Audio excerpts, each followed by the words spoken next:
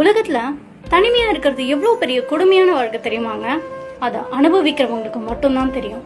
நான் கேள்விப்பட்டிருக்கேன், அனுபவிச்சிருக்கேன். தனிமையா இருக்கிறது ஒன்றும் அவ்வளோ சாதாரண விஷயம்லாம் கிடையாதுங்க. நீங்க என்ன பண்ணும் போதும் ஒரு சின்ன அப்ரிசியேஷன் இல்லைனாலோ இல்ல அதுல ஒரு சின்ன கைடன்ஸ் இல்லைனாலோ அதோட பாதையே மாறி போயிடும்.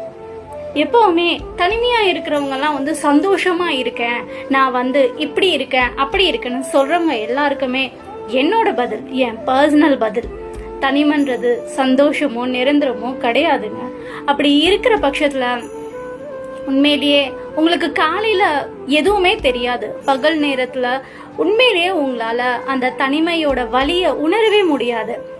இரவு கொஞ்ச நேரம் நீங்க ஃபீல் பண்ணாம கண்டிப்பா படுக்க வாய்ப்பே இல்லை. உங்களுக்கு தூக்கம்ன்றது அவ்வளோ சீக்கிரத்துல வராது. அத